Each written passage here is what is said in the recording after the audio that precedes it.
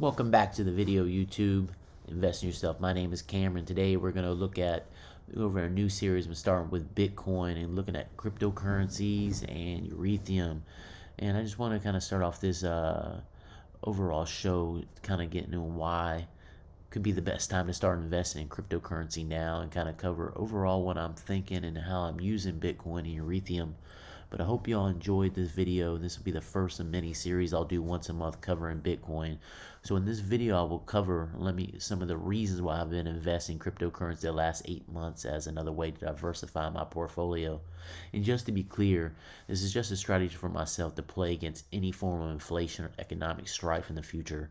I fully believe that certain types of cryptos will either be highly valuable or they'll just fade away with time. But in the video, I'll explain why at least I'll have a little skin in the game if the digital currency future will become relevant for everyone.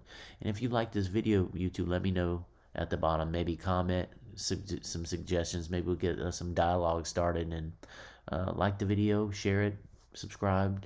So let me know how y'all feel overall. And I thank you so much for coming. But one of the three topics we're going to cover today is the recent signs that big institutions and companies are starting to buy crypto's valuable assets in today's market. And overall, my philosophy, why I'm investing in Bitcoin and Ethereum, particularly those two. And lastly, I'll cover why I'm not buying other assets like real estate, gold, and silver, and why am I coming to crypto overall. But looking at crypto through the first half of the year, we can come and see, with all these big time events that's happening, there's a lot more mainstream adoption. Look at like PayPal, in its Venmo division, plan to allow users to buy and sell crypto directly from both websites, and their competitor Square, and looking at their Square, the Cash App, and now getting much of its revenue from Bitcoin trading. And if you're noticing, a lot of the big money is starting to know, and institutional level investors are also jumping aboard and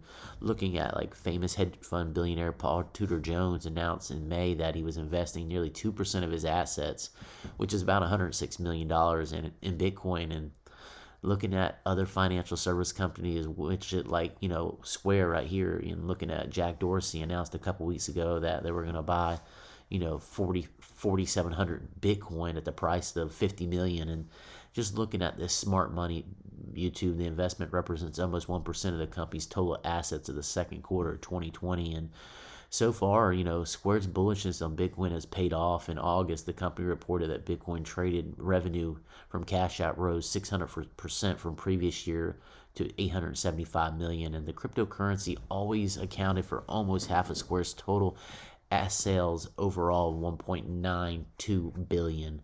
And I can give you my personal experience on. I'm not sponsored by Cash App or Square whatsoever, but with the Cash App, YouTube, the big plus I like about it is the platform that I can don't get charged a transaction fee when I transfer, and I'm able to transfer my Bitcoin out of the platform, and I don't get charged a big transfer fee when I take this Bitcoin out of the Cash App and I transfer it here to my ledger, and they don't transfer me a fee, but I do, but one of the downfalls about the Cash App, they do pay high transaction. You do pay a transaction fee when you buy it from the platform overall, and it's a little rich compared to some others platforms in the space. And if you're looking at Gemini, I think over here, Gemini, where I hold most of my Ethereum at, and I usually transfer it out to my ledger, and after I get to a certain price. And overall, if you look at it, I think it's a better price at overall in Gemini for the bang for your buck. But again, Gemini is kind of funny transferring stuff out. You got to get approved addresses and go through a 7-day waiting period, and you know what I mean. So that's one of the things I like about the Cash App overall. So going back to this, but I'll continue on with Bitcoin. Has been a good year. It's been up like 50% in 2020, partly because the US dollar is taking a hit due to the pandemic. And after Square announced overall with their purchase of 50 million Bitcoin, $50 million worth of Bitcoin, that'd be a lot of 50. There's not 50 million Bitcoin available, but after they announced that purchase of $50 million worth of Bitcoin, the price of Bitcoin rose more than 2%, about close to $11,000. And Square is also now the second technology firm to go along with Bitcoin in recent months after MicroStrategy, a business intelligence firm, crowned the crypto as its treasury revenue and reserve asset of choice. MicroStrategy invested at the time $425 million worth of Bitcoin. And, according to the series disclosure, that pumped the stock value, I think 2.5%, 3% when they released that information of them putting 425 million in within that 2-day period. Now, looking at PayPal's recent news, they will allow 346 million users to buy and spend Bitcoin on a handful of other major cryptocurrencies on the platform as well. But I do believe that the only reason PayPal got in this YouTube is so they can catch up to like a catch-up play to competitors such as Square and Robinhood who already offer similar features, and it could also drive the engagement and revenues for the company and draw into a wider use base and open up a new way for consumers to use their digital assets. But just be careful with PayPal right now, YouTube. You can only buy Bitcoin on their app but cannot transfer out, so you remember, if you don't have the keys, it's not your keys. What I mean by that, those keys are going to stay on the platform. The blockchain keys, all that stuff is going to end up. PayPal is going to own that and hold that for you. So it'll be strictly a transaction platform to buy and sell or buy goods with Bitcoin. So just be cognizant of that, because maybe it'll change in the future. But myself, I like to hold Bitcoin long term, and I want to transfer it out and get it to a offline wallet, cold storage, however you want to call it. So that's another reason why I haven't kind of got into the PayPal game yet. But overall, YouTube, I believe if institutions can own and trade Bitcoin or any crypto in a way that adds value to their allocations, then it could be more than enough reason to play myself, So, but until the trend evolves, this is just simply another way for these big institutions to trade these asset classes to trade. It's just another way to make money, and they're gonna, as soon as this Bitcoin thing does blow up big, and in which one day it's going to, and I think, as again, we'll get into the video how Bitcoin and how Ethereum, different ones, kind of break down. There's only so many Bitcoin available, and the more of these big institutions start hedging their bet on inflation in the market, the price of Bitcoin is going to go up. But we have to be careful with regulators and have been slower to embrace cryptocurrency, because there's a lot of companies out there that have been applying since 2013 to do a Bitcoin ETF, and I firmly don't believe that the SEC is going to allow a Bitcoin ETF, because that's a direct competitor to fiat currency, and as soon as we put Bitcoin on, or any cryptocurrency ETF on that pedestal, it's going to be hard to, there's going to be a lot of people that jump into it, but it's going to be hard to manage, because the government cannot manage Bitcoin. It's like a cockroach that won't die. And then a lot of people are like, well, the government's going to ban it.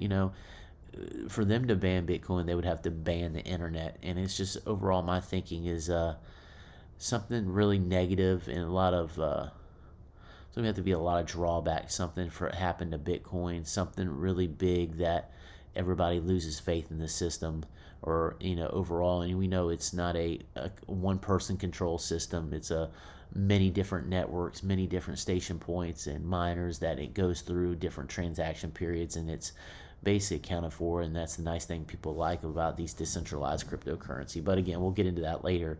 Looking like my overall philosophy on why I like the Bitcoin Ethereum for my YouTube, Bitcoin has become strict purpose for me, being an alternate to fiat currency, and has had the level, the highest near-term profitability, adoption, inclusion in Main Street portfolios overall. And the two leading cryptos I have very different uses and cases, with Bitcoin acting as a store of value and Ethereum acting like as a decentralized computing network for application development. And I believe YouTube, they're so different, the two, Bitcoin and Ethereum, that it's almost like choosing between two stocks from a different sector in the market. And the breakdown, looking at Ethereum utility, is only limited by the creativity of the world's developers, and just looking at overall technology that cryptocurrencies use to facilitate Ethereum transactions. It's called Ether, but its popularity refer to it as Ethereum overall. And what I like about Ethereum is the future that it's an open-ended source transaction referred to as decentralized digital asset that basically has a decentralized digital application, DApps, or smart contracts. These contracts are 100% safe with no third-party requirements, can trade, decentralize anything, and all these require electricity and energy. That's all it is. And then the token called network Ether is made to reduce the cost, and this is like fuel that makes the power overall. I know it's kind of hard to understand, but in my point of view, I treat Ethereum like a diamond of currencies, and it has both intrinsic value and industrial value compared to Bitcoin, which operates like gold but not much industrial value, but people buy it and sell it based on its intrinsic value to the holder. So furthermore, Bitcoin is the most dominant asset in the crypto space, and by quite a long distance as well, and it's well established and designed to gain value over time. Bitcoin may not promise big returns in the immediate future, but investment the investment overall, looking at it, and you still want it in your portfolio, because just the upside possibility for 10 to 20 years is just, I think that's a risk on, risk off thing you want to have just as a speculative hedge trade, because who knows where this train's going, and I'm willing to sacrifice some cash to have some skin in the game for just this chance. It's almost like a lotto ticket, and I know we don't want to gamble as long-term investors, but we see a lot of smart money that's going into Bitcoin, and looking at Ethereum's real value is not tied to its scarcity like its current application. Instead, Ethereum's present and future value is intrinsically linked to potential to its revolutionize the digital space in the way they do business. So what they mean is basically Bitcoin's only has around 20 million coins at all, and Ethereum has an infinite number of coins available, so it's not based off of a supply, and that number, supply and demand, drives the price. Ethereum is basically like fuel. Ether is like fuel that supplies Ethereum, and it's just a application for it uses basically an application overall for like smart contracts with that's basically is going to end up giving like it's hard to explain, but it's going to give intrinsic link to potential revolution like the digital space, and it's going to end up giving people the source for transactions for decentralized digital applications. So look more into it, and I don't want to make this video too long getting into Ethereum, but going on to the next one, the last one, why I'm buying crypto, especially Bitcoin, and not other assets like gold, silver, and real estate.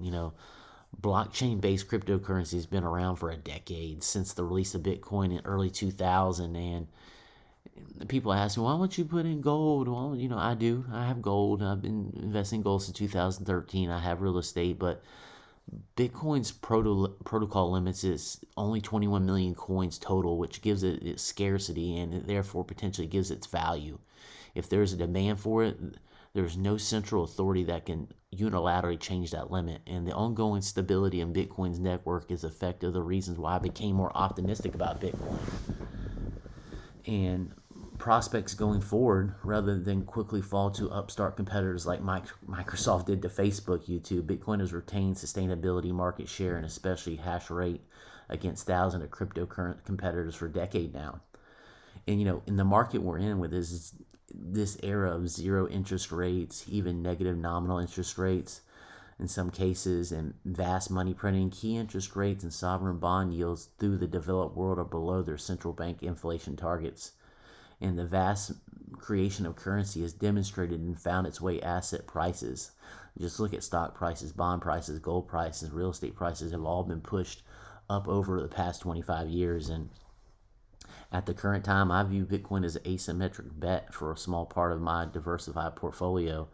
And look, based on one, Bitcoin's demonstrated network effect and security, and two, where we are in Bitcoin's program halving cycle. And look up the halving cycles of Bitcoins, and after so many odd years, they end up releasing and having the coins. And look into it, look it up, and Google that, because we have no time to go cover that in another video. I will. But in third, the unusual macro backdrop that favors Bitcoin is a potential hedge. So those are the big reasons why I'm getting into kind of favor Bitcoin or Ethereum overall. But ultimately, I'm treating Bitcoin as a speculative investment to add, diversity to my profile. And when I started investing in a Tesla stock example back in 2018, I treated the investment the same way.